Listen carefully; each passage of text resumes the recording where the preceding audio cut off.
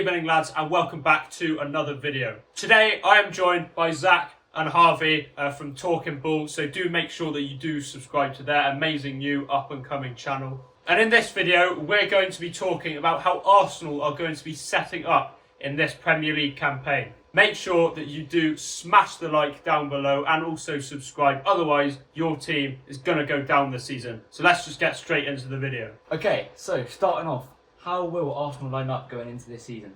Well, Harv, Arsenal are going to be lining up in a 4-3-3 on paper, but in possession we will be shifting to a 3-2-4-1 formation, commonly known as the box, which sometimes will also look like a 3-4-3 diamond, with Zinchenko inverting into midfield alongside Declan Rice, with Kai Havertz almost playing as a bit of a shadow striker, with Martin Odegaard then occupying that right half space. Last season, Arsenal struggled to control games at times and retain possession for long periods of time. However, against Forest at the weekend, Arsenal, with their new look team and new tactics, managed 84% of possession in the first half and then 72% of possession in the second half. I think that this season Arsenal have changed in the sense that we are more dominant in possession, with Zinchenko and Partey occupying that second midfield slot and inverting from fullback. Players like Martin Odegaard and Kai Havertz will have that opportunity to play in more advanced areas.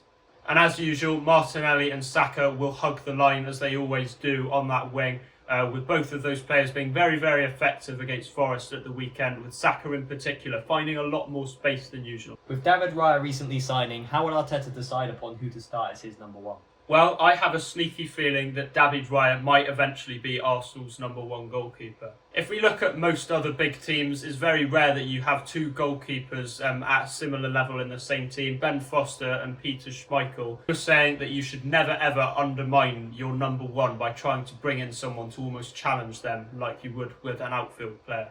Back in 2020, when Brentford were in the Championship, Arsenal were heavily linked with David Raya, before Arsenal did eventually go on and sign Aaron Ramsdale. And I think that Arteta has maybe spotted an opportunity to sign David Raya with him being available this summer and is being very ruthless with Aaron Ramsdale. David Raya was statistically better than Aaron Ramsdale last season, and I have a feeling that this might be a similar situation to the Ramsdale-Leno situation a couple of years back, and also the Cech and Leno situation where the new signing, obviously a couple of years ago this was Ramsdale, back in 2018 this was Bernd Leno. They eventually became that number one goalkeeper, replacing Cech and then later on Leno, and I think this might be a similar situation with David Raya and Aaron Ramsdale. And Joe, how will Timber's recently sustained ACL injury affect Arsenal's lineup?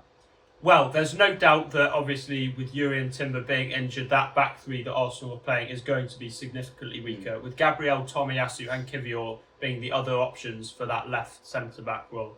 Personally, I don't think that any of those names that I just mentioned are going to be good enough in the long term to play in that left centre-back slot. Whilst I like Gabriel in the middle of that back three, I think he would be a little bit too exposed, almost playing as a wide centre-back. And also in regards to Takahiro Tomiyasu, I don't think he's technically good enough to play in that left centre back kind of slot. And I still think that Jakub Kivior is a little bit raw, but obviously Kivior did play there towards the back end of last season in that left back slot, so it would be interesting to see whether Arteta sticks to that. Whilst I don't see Arteta setting up any differently, with Timber being out and obviously those three names that I just mentioned before most likely playing in Timber's position in the short term, I do think that Arsenal should invest in another defender. Personally, my pick would be Benjamin Pavard, just because of how good he is on the ball and his ability to play as a centre-back as well as a full-back. He's also a player in his peak years and with such great experience at the top level from his time at Bayern, winning the treble back in 2020 and winning dozens of league titles, and also being such a key part of that France World Cup winning squad back in 2018. With Pavard reportedly looking for a new challenge and looking to leave Bayern, I think that Bayern may be forced into selling Benjamin Pavard, which would obviously make it a good time for Arsenal to put an offer on the table and see if they can lure the Frenchman to North London. So, there we have it, people. That is how Arsenal will be setting up this season. I hope you have enjoyed the video.